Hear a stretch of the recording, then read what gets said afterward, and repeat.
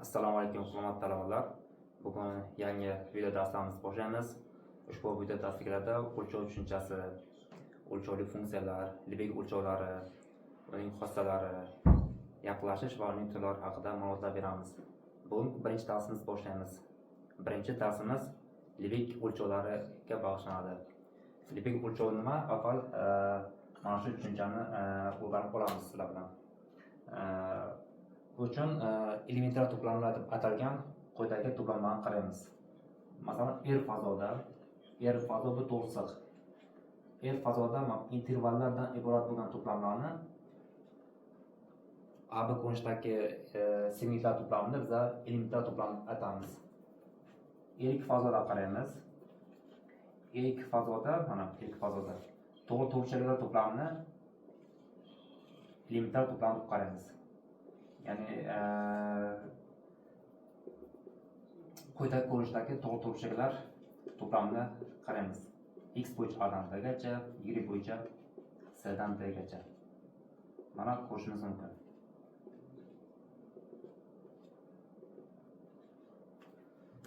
R3 fazoda esa ko'p deb aytishimiz mumkin. Va hokazo buni Rn fazoda elementar to'plam deb quyidagicha parallelepipedda aytamiz.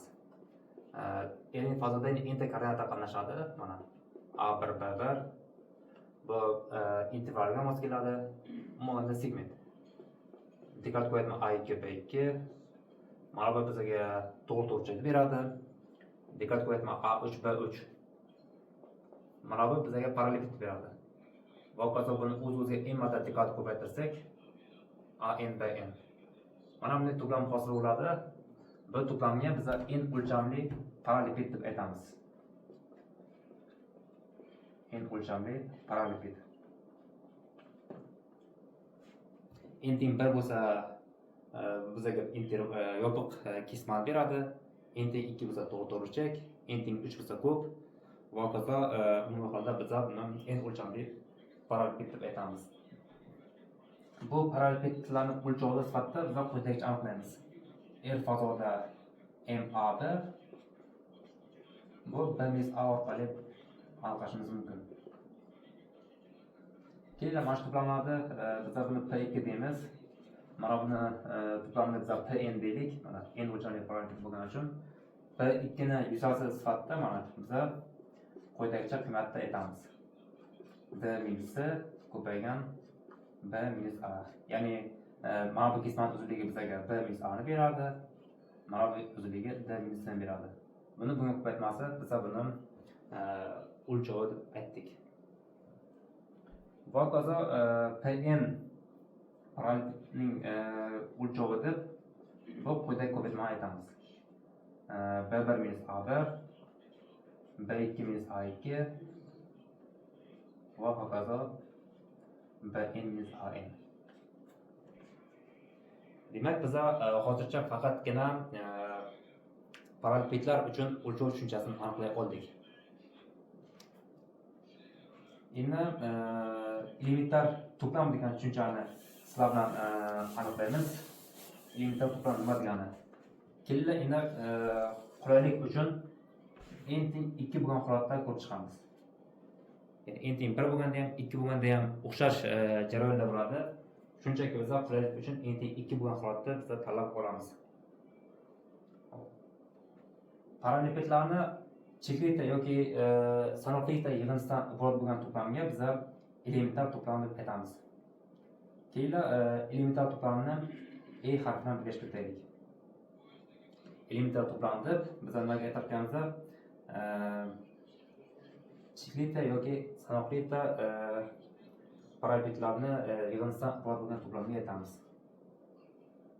P mana bu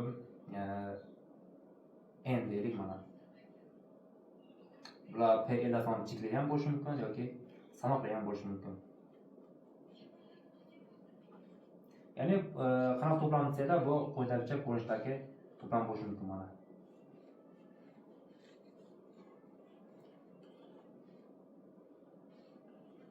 Mana bunday ko'rinishdagi to'plam hosil bo'ladi.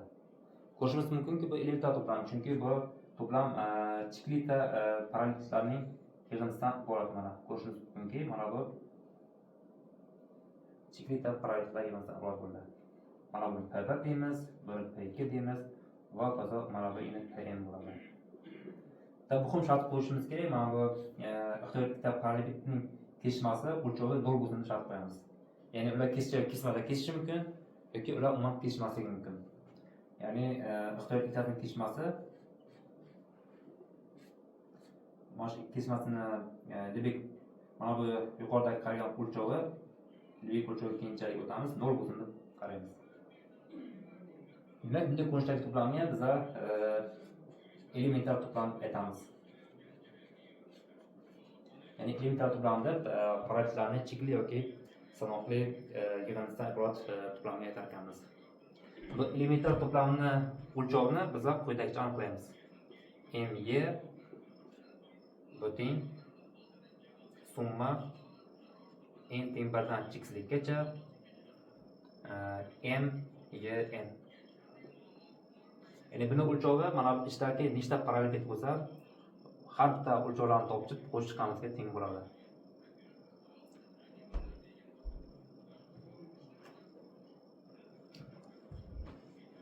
Endi ixtiyoriy to'plamni o'lchovini aniqlaymiz. Kelinglar endi sizlar bilan elementar to'plamlar oilasini mana bu P harfi bilan belgilab olamiz. P bu elementar to'plamlar oilasi. Ya'ni y teng summa n teng 1 dan cheksizlikgacha Pn ko'rishdagi to'plamlar mana shu ko'rishdagi elementar to'plamlar oilasini belgilab olamiz. Bu yerda Pn fazon o'lchamiga bog'liq bu parallel. O'lchami har qanday son bo'lishi mumkin, 2 bo'lishi mumkin, 1 bo'lishi mumkin, 3 bo'lishi mumkin va hokazo. Endi ixtiyoriy y to'plamini qaraymiz. Y to'plamini o'sha qarayotgan fazoda qaraymiz. Endi mana bu m dan n bir xil bo'lmasligi uchun keyinda mana shuni k deb belgilashtiraylik. Bizga n sifatida hozir fazoni o'lchamini tushunamiz. Rn fazoda mana ixtiyoriy y to'plamini olamiz. Endi bizning maqsadimiz y to'plam uchun o'lchov tushunchasini kiritmoqchimiz. U uchun nima qilamiz mana? Bu uchun mana y to'plamini avval tasvirlab olamiz. Mana bu faraz qilaylik bizani y to'plam bo'lsa, har qanday to'plam bo'lishi mumkin. Mana bu chiqib qolgan qismlari ham bo'lishi mumkin va hokazo. Bu y to'plamni o'lchovini aniqlash uchun biz tashqi limit o'lchovi degan tushunchani aniqlaymiz. Bu qanday aniqlanadi? Bu uchun y to'plamni tashqi tomondan elementar to'plam bilan qoplaymiz. Buni quyidagicha masalan elementar to'plam bilan qoplashimiz mumkin. Masalan buni y to'plamini mana p' degan mana elementar to'plam bilan qopladik. Mana bu bizning p' to'plamimiz. Endi bunaqa qoplashlar yagona emas. Buni har xil usulda qoplash mumkin. Masalan buni aniqroq qilib quyidagicha qoplash mumkin. Mana e'tibor beramiz diqqat bilan mana.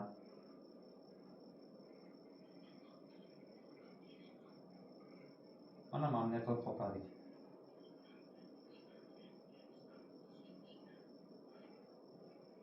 Buni bunday qoplashimiz mumkin. Bu qoplami bu elementar to'plamni kelib p2 deymiz. Biz mana qiymatlarni bilamiz. Mana m p' nimaligini bilamiz. Yuqorida buni aniqladik. m p2 buni ham bilamiz. Nimaligini bilamiz.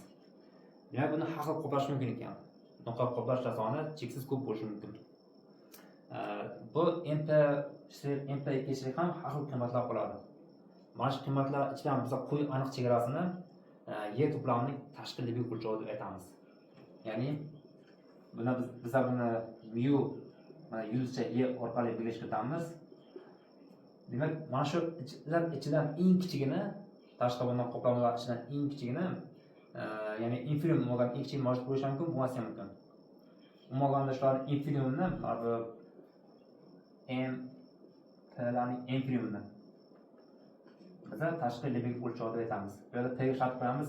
P to'plam keyin o'z ichiga olish kerak. Mana va p to'plam mana bu elementar to'plamlar oilasidan bo'lishi kerak. Mana shu qiymatni biz tashqi limit o'lchovi deb aytamiz.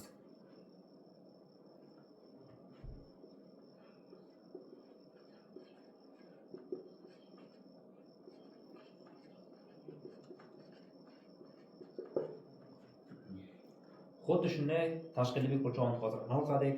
Xuddi shu usulda biza ichki libik o'lchovini ham aniqlashimiz mumkin. Ichki libik o'lchovini aniqlash uchun mana endi parallelipedni ichkaridan qoplashimiz mumkin. Ya'ni mana bu ichidan elementar to'plamdan qoplaymiz.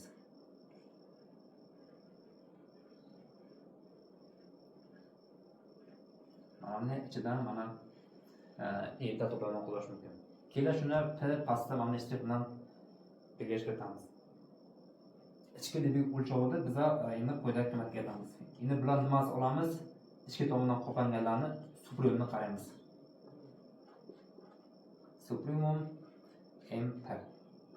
Bu nima bo'lishi kerak? G to'plam P ni ichiga oladi va P to'plam elementar to'plamdan qo'lasiga tegishli. Bu qiymatni biza ichki libik o'lchovi deb aytamiz.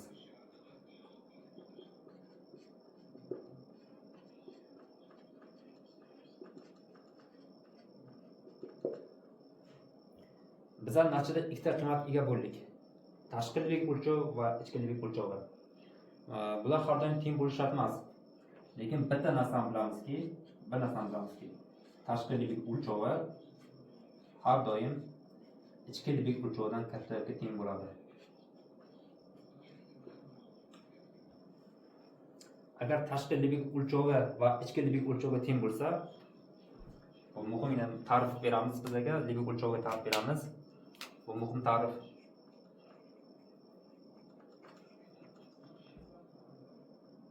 Agar tashqi libik o'lchovi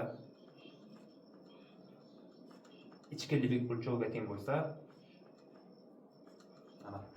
bu holda buni yer to'plamiga o'lchovli to'plam deb aytamiz. O'lchovli bo'lganda bu libik ma'nosida o'lchovli deb aytiladi. Libik ma'nosida o'lchovli to'plam deymiz. Yuqori libik o'lchovi mana bu. Va boshqa nomi ham bor. Mana buni yuqori libik o'lchovi ham deyishadi. Mana buni quyi libik o'lchovi ham deyishadi. Yani tashqi libik o'lchovi, ichki libik o'lchovi yoki yuqori libik o'lchovi, quyi libik o'lchovi. Agar yuqori libik o'lchovi bilan quyi libik o'lchovi teng bo'lsa, bunday to'plamni biz o'lchovli to'plam deymiz. O'lchovli to'plamning uchun libik o'lchovini biz aniqlashimiz mumkin. Yani tashqi libik o'lchovi har doim aniqlangan, ichki libik o'lchovi har doim aniqlangan, lekin libik o'lchovi faqat o'lchovli to'plam uchun aniqlanadi. O'lchovli to'plam bo'lsa, agar yer to'plam o'lchovli bo'lsa,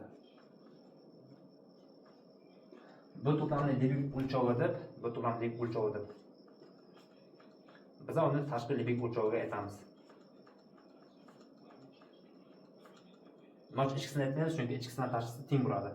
Yo tashqisini olishimiz mumkin yoki ichkisini olishimiz mumkin. Bitta muhim jihatga e'tibor berishingizni so'rayman. Agar tashqi libik o'lchovi ichki libik o'lchovidan katta bo'lsa, bu holatda mana bu libik o'lchovi mana bu aniqlanmagan. Bu holatda mana bu libik o'lchovini aniqlash mumkin emas. Libik o'lchov faqatgina tashqi va ichki libik o'lchovlari teng bo'lgandagina aniqlanadi.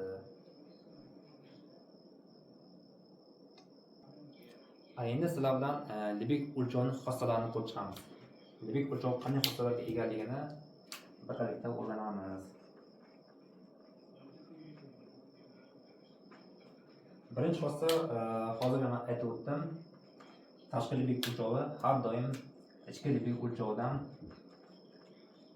katta yoki teng bo'ladi. Bu muhim xossa. Bu ixtiyoriy to'plam uchun bajariladi. O'lchovli uchun ham, o'lchovsiz uchun ham har qanday to'plam uchun buni xossamiz bor.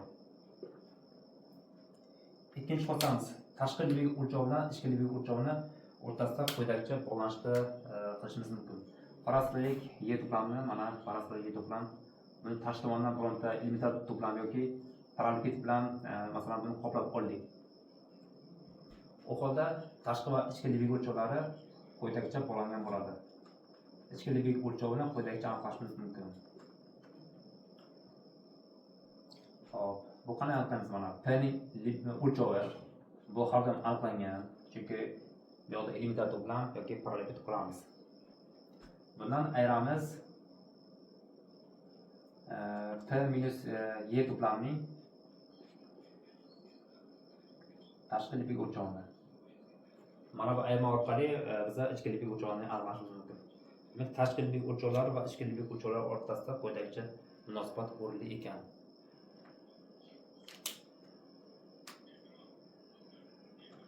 Uchinchi xossamizni ko'rib o'tamiz. Endi libik o'lchovga ega bo'lgan, ya'ni o'lchovli funksiyalar uchun aniq xossalar bor. Shularni endi sizlar bilan ko'rib chiqamiz. Muhim xossalardan boshlaymiz. O'lchovning additivli xossasi bor bizda mana. Faraz qilaylik, endi mana bu Y1, Y2 va hokazo Yn. Va hokazo. Bular hammasi o'lchovli to'plamlar bo'lsin. O'lchovli. U holda bu to'plamlarning birlashmasi ham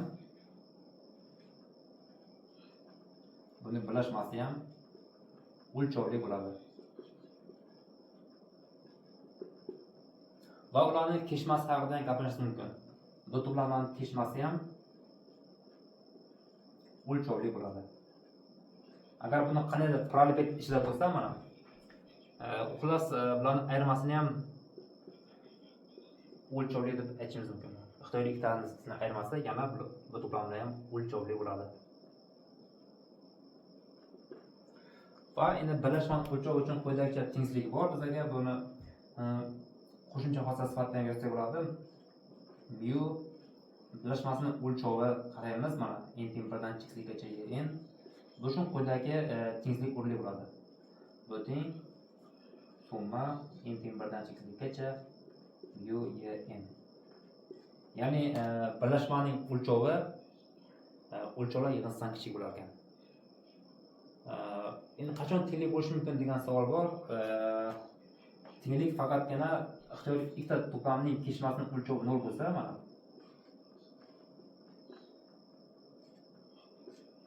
kesishmasi ham o'lchovli bo'ladi. Mana hozirgina aytib o'tdik, agar ixtiyoriy ikkitasining kesishmasining o'lchovi 0 bo'lsa, mana shu holatda bu yerda tenglik bajariladi.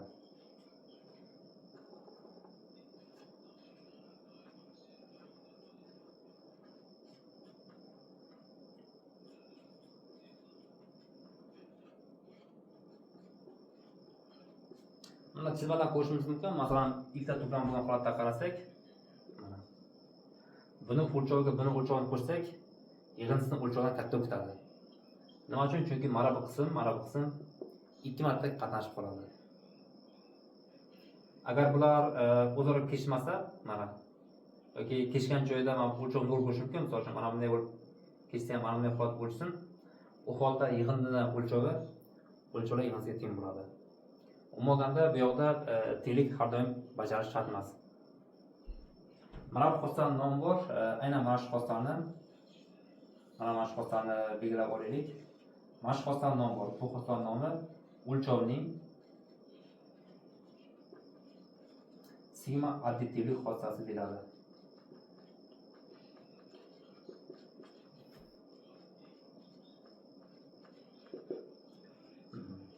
Endi mana shu xossani n teng 2 bo'lgan holatda ham bir ko'rish chiqamiz. N teng 2 bo'lgan holatda qarasak, mana mu y1 birlashma y2 o'lchovini biz quyidagicha yozishimiz mumkin. Mu y1 qo'shilgan mu y2 ayirgan mu y1 kesishma y2. Mana bunday tenglik o'rinli bo'ladi. Bu tenglikdan o'zidan ko'rinib turibdiki, mana bu ifodamiz har doim mu y1 qo'shilgan mu y2 dan kichik yoki teng bo'ladi. Tenglik qachon o'rinli? Tenglik qachonki mana bu ifodamiz 0 ga teng bo'lgandagina o'rinli bo'lar ekan. 4-chi xossani ko'rib chiqamiz. Bu ham muhim xossalardan hisoblanadi. Agar ikkita to'plam qaraymiz, A to'plam va B to'plam o'lchovli bo'lsin. Va yana shart qo'yamiz, A to'plam B to'plamni o'z ichiga olsin. U holda mana bu to'plamning libik o'lchovi mu A minus B ning libik o'lchovi va mu A minus mu B ga teng bo'ladi. Mana shu holatda quyidagi tenglik yozish mumkin. Endi buni nima demoqchi? Geometrik jihatdan tushuntirsam, mana bu A to'plam bo'lsin, mana bu B to'plam bo'lsin. Agar A to'plamdan B to'plamni ayirsak, mana bizga quyidagicha to'plam hosil bo'ladi. Mana bu ham hosil bo'lgan to'plamimiz A minus B.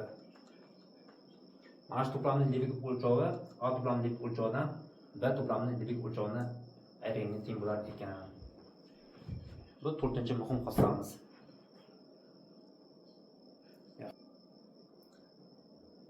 Endi keyingi xossaga o'tamiz.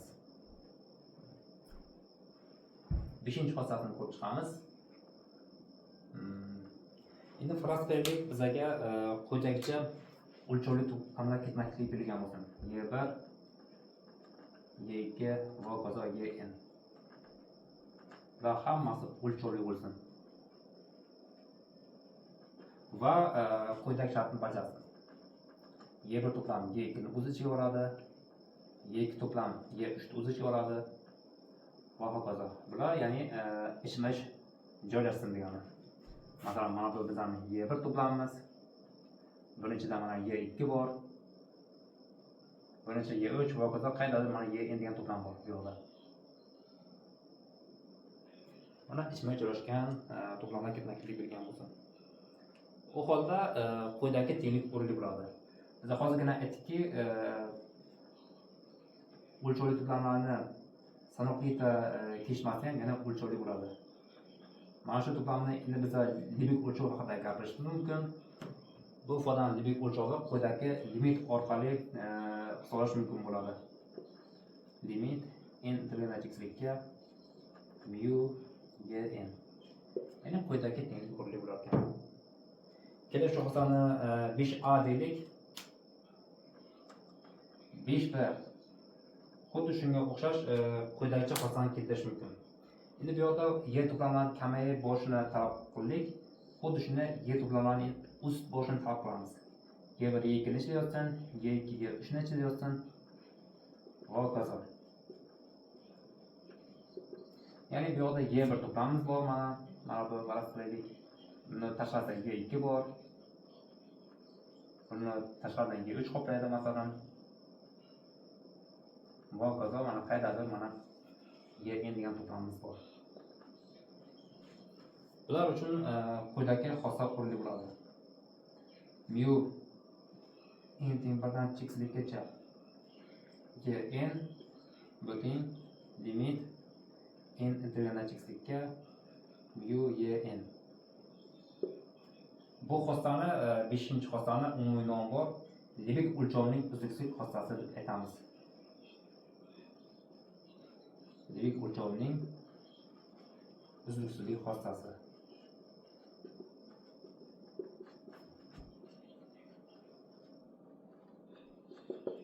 Libik o'lchovining uzluksizlik xossasi deyilishi mumkin ekan. Bundan tashqari yana libik o'lchovi juda ko'p xossalarga ega. Bular haqida ko'p to'xtalish mumkin. Asosiy xossalarni keltirib o'tdim. Endi libik o'lchovlariga oid bir nechta misollar ko'rib chiqamiz.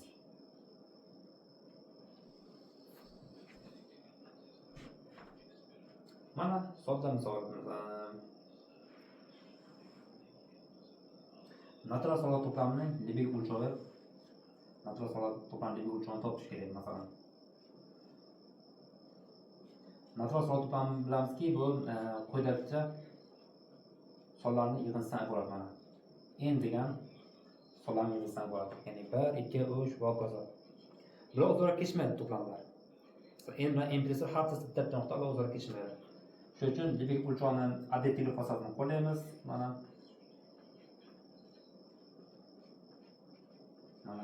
bu bitta nuqta. Nuqtani libik o'lchovi har doim bilamizki bu 0. Natijada cheksiz 0 yig'indisi qoladi. Bu yana bizga 0 beradi. Demak, natural solid to'plamining libik o'lchovi 0 ekan.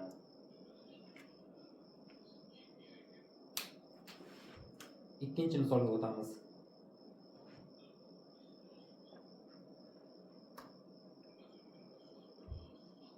Rasional solid to'plamining libik o'lchovini topib ko'ramiz endi.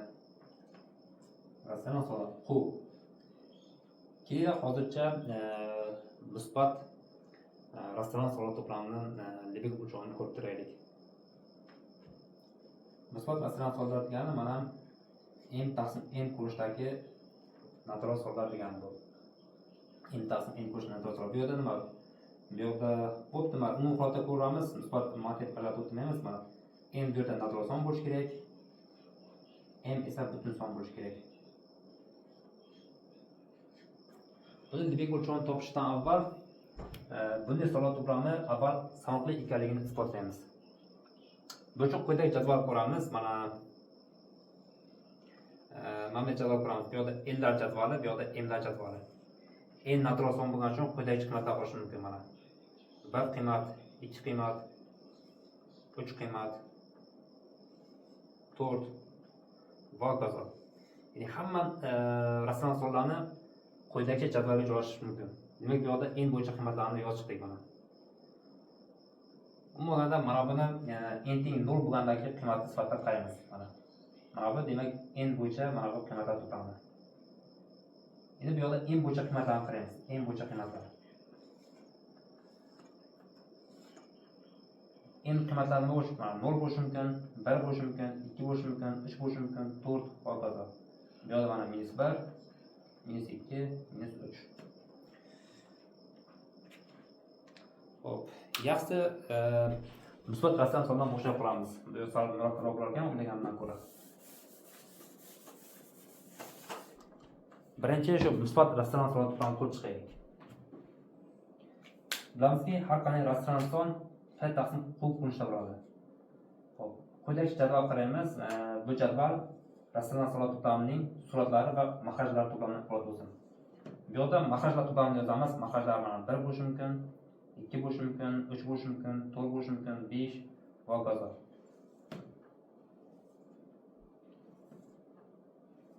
Endi bu yerda suratlar to'plamini yozib chiqamiz. Suratlar mana 0 bo'lishi mumkin, 1 bo'lishi mumkin, 2 bo'lishi mumkin, 3, 4, 5, 6 va hokazo. Barcha rasmlar sonlar to'plamini mana bu jadvalda joylashtirishimiz mumkin. Nima uchun mana? Masalan, mana 1, ya'ni mahraj 1, surat 0. Bunaqa rasmlar sonimiz faqat 0 bo'lishi mumkin. Bu yerda 1 chunki suratga ham mahraj ham 1. Bu yerda nima qiladi? Bu yerda 2 qoladi chunki surat 2, mahraj 1. Demak mana bu yerda demak mahrajlari e'tibor beringlar. Mana bu esa suratlar to'plami. Hop, demak quyidagicha 1, 2, 3, 4, 5, 6 va bu quyidagicha musbat butun son to'plamini chiqargan. Birinchi qatorda. Ikkinchi qator ko'ramiz. Keyin mana jadvalni alohida ajratib olaylik mana. Mana bu mahrajlar to'plami, mana bu yoq suratlar to'plami. Endi mahraji 2 bo'lgan sonlar belgilaymiz. Mana bu 0 bo'lgan 2 0. Chunki 0 bizga yozdik. Buni qat'iy yozib o'tamiz chunki 0 hujjat egallagan. 1 bo'lgan 2 bu 1 taqsim 2 qoladi. Mana buni yozamiz. 1 taqsim 2. 2 bo'lgan 2 1 chunki 1 bor bu yerda yozmaymiz. 3 bo'lgan 2 demak bu yerda 3 taqsim 2 qoladi. 4 bo'lgan 2 2 bor yozmaymiz. 5 bo'lgan 2 mana bu yerda 5 taqsim 2 qoladi. Va hokazo bu yerda mahraj 2 ga teng bo'lgan rasmlar sonlar joylashdi. Mahraj 3 bo'lganlarni joylashtiramiz. Demak 0 bo'lgan 3 0 yozmaymiz. Bu yerda 1 taqsim 3 bo'ladi. 2 taqsim 3 bo'ladi. 3 taqsim 3 bir yozib 1 yozmaymiz. 4 taqsim 3, 5 taqsim 3 tengsiz yozib o'tmaymiz. 0 bo'lgan 4 0, demak bu yerda 1 taqsim 4, 2 taqsim 4 bu 1 taqsim 2 yozmaymiz. 3 taqsim 4 1, bu yerda 5 taqsim 4. 6 taqsim 4 3 taqsim 2 yozmaymiz. Va hokazo mana bu quyidagi jadval hisob qilamiz.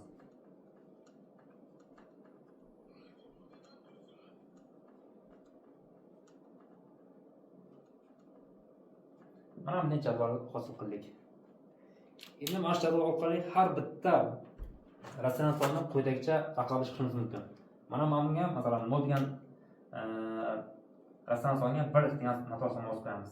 1 ga 2 ni yozib qo'yamiz. 1 taqsim 2 ga 3 ni yozib qo'yamiz. 2 ga 4 ni yozib qo'yamiz. 1 taqsim 3 ga 5 ni yozib qo'yamiz. 2 taqsim 3 ga 6 ni yozib qo'yamiz. 3 ga 7 ni yozib qo'yamiz. 3 taqsim 2 ga 8 ni yozib qo'yamiz. Bunga 9 mos qo'yamiz, bunga 10. Bunga 11 mos qo'yamiz, mana bunga 12, mana bunga 13, mana bunga 14, bunga 15, bunga 16, mana 17, 18, 19, 20 va hokazo. Ko'rishimiz mumkinki, mana har bir rassional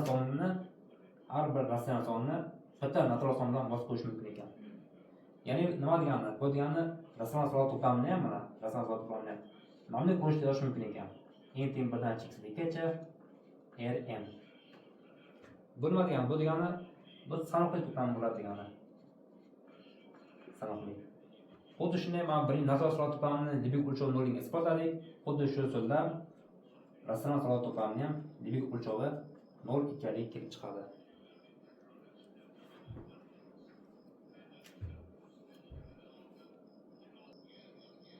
Endi quyidagi masalani qaraymiz. 3-masala mana 0,1 intervalda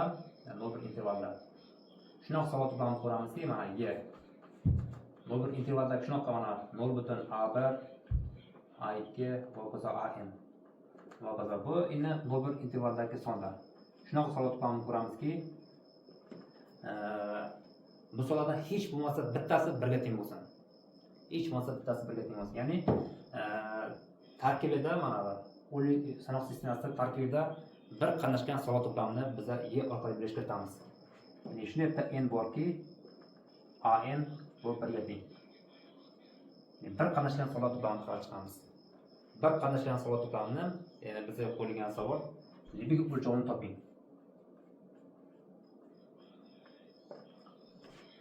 Mana masala. Endi birinchi savol bu to'plam aslida o'lchovlimi degan savolga javob berib olishimiz kerak. O'lchovli bo'lishi mumkin, bo'lmasa ham mumkin. Bir qatnashgan sonlar to'plami qanaqa bo'ladi? Mana qaraymiz. Mana bu 0,1 interval.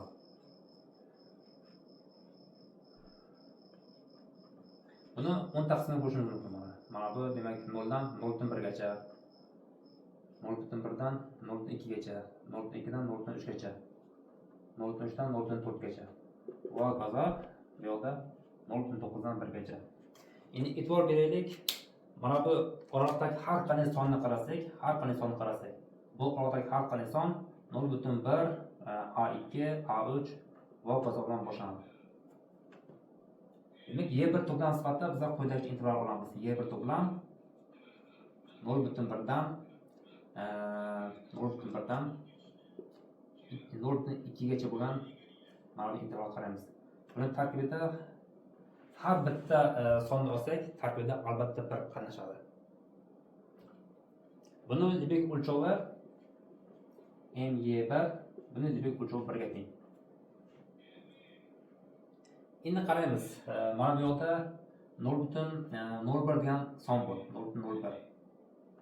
Bu yoqda esa 0,02 degan son bor. Ko'rishimiz mumkinki, hozir biz mana to'plamni qaradik, bu yoqda hammasi bir qatnashar ekan. Mana to'plamdagi har bitta element tarkibida albatta bir son bo'ladi. Nima uchun desak, mana chunki bu yoqdan olingan ixtiyoriy element quyidagicha ko'rinishda bo'lishi mumkin. 0,01 A3, A4 va hokazo. Demak, hammasida bir qatnashgan bo'ladi. Xuddi shu ishda mana bu to'plam bilan qilsak ham bo'ladi. 0,21, 0,22. Mana bu yerda yana bir to'plam hosil qildik. Xo'p, bu hokazo bunaqa to'plamlar mana bu yerdan hosil qilishimiz mumkin. 0,91, 0,92. Nechta to'plam hosil bo'ldi? 9 ta hosil bo'ldi. Chunki mana bunga qatnashmaydi. Bu to'plamni chiqarib tashlagan masalan 1, 2, 3 va hokazo. Demak, 9 ta shunaqa to'plamga ega bo'ldik.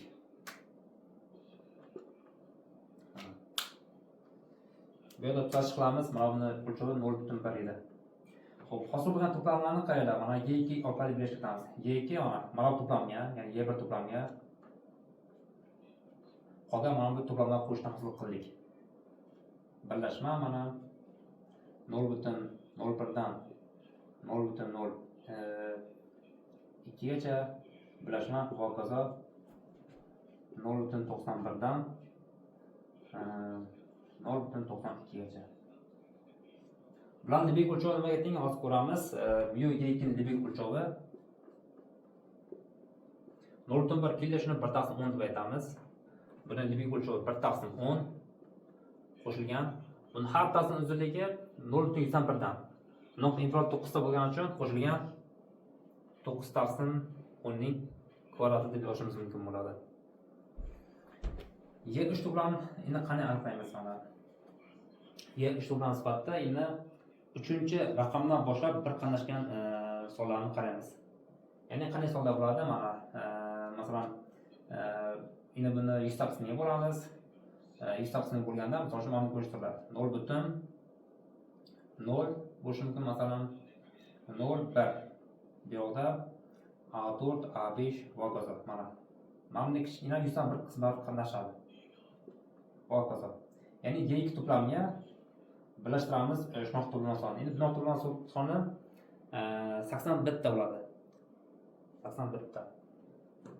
Quyidagi to'plamlar demak qo'shilib ketgan bo'ladi mana. 0.001 dan 0.002 gacha. Birlashma mana 0.091 dan 0.092 gacha. Bularni limit o'lchovi quyidagicha bo'ladi. Mu Y3 teng 1/10 qo'shilgan 9/10 ning kvadrati qo'shilgan 81/10 ning kubi. Yoki buni 9 ning kvadrati bo'lgan 10 ning kubi deb yostagan bo'laveradi. Va bular shunaqa to'plamlar ketmakiga ega bo'ling. E'tibor beringlar. Biz quyidagi to'plamlar ketmakiga ega bo'ling. Y1 va Y2 ichida yotadi. B Y3 ichida yotadi. Va hokazo yn ichida yotadi. Agar bu to'plamlarning hammasini birlashtirsak, n teng 1 dan kichikligicha yn bular hammasini birlashtirsak, bizga tarkibida bir hosil bo'lgan to'plamlar ketmakilik hosil qilamiz. Y1, Y2 bular barchasi o'lchovli to'plamlar edi. Bular barchasi o'lchovli edi. Shuning uchun bularning birlashmasi ham o'lchovli to'plam bo'ladi. Demak, mana to'plam o'lchovli. O'lchovli bo'lgani uchun biz buni libik o'lchov haqida endi gapira olamiz. Libik o'lchovni endi bu yoqda uzluksizlik xossasidan foydalanishimiz kerak bo'ladi. Ya'ni bu yerning o'lchovi libik o'lchovning uzluksizlik xossasi, ya'ni 5 b xossasiga ko'ra bu quyidagi limit teng bo'ladi. Limit n tildan xga mu yn. Mu yn nima teng? Mana qaraymiz. Y3 bo'lsa mana 13-chi bo'ladi. Y2 bo'lsa 12-chi. Y1 bo'lsa 11-chi. Demak, mu yn bizga quyidagi qiymat hosil bo'ladi. Limit n tildan xga 1/10 qo'shilgan 9/10 ning kvadrati qo'shilgan 9 ning kvadrati -10 ning kubi qo'shilgan va hokazo qo'shilgan 9 ning n-1 bo'lingan 10 ning n-si. Endi e'tibor bersak, qavs ichidagi ifoda bu geometrik progressiya tashkil qiladi. Geometrik progressiyani dastlab n tahadini yig'inini topamiz. Limit n tildan xga 1/10 ga teng 1 minus q bu 9/10 bo'ladi mana. 9/10 ning n-si bo'lingan 1 alingan 9/10. 9/10 bilamizki bu 1 dan kichik son. Mana 9/10 e'tibor beringlar 1 dan kichik son. 1 dan kichik son bo'lgani uchun 9/10 ning n-si mana ifodamiz 0 ga intilib ketadi. 0 ga intilgani uchun nima qiladi? Suratda 1/10 mana. Suratda 1/10 qoldi. Mahrajda 1 minus 1/10 qoldi. Natijada 1 degan javobga ega bo'lamiz. Demak, bunaqa sonlarning libik o'lchovi 1 ga teng ekan. Demak, bir qatnashgan sonlarning libik o'lchovi bu 1 ga teng ekan. Bir qatnashmagan libik sonlar, bir qatnashmaydigan nol orasidagi sonlarning libik o'lchovi esa 0 ga teng ekan. Ya'ni bir qatnashmagan sonlar qaysi sonlar? Masalan, 0.983 2 va hokazo. Bunaqa ko'rinishdagi hamma sonlarni yig'ib chiqsak, hosil bo'lgan to'plamning libik o'lchovi 0 bor ekan. Demak, bunday ko'rinishdagi sonlar juda ko'p ekan. Bir qatnashgan sonlar bir qatnashmagan sonlarga nisbatan ko'proq bo'lar ekan. Shu bilan bugungi darsimiz nihoyasiga yetdi. E'tiboringiz uchun rahmat. Xayr, salomat bo'linglar.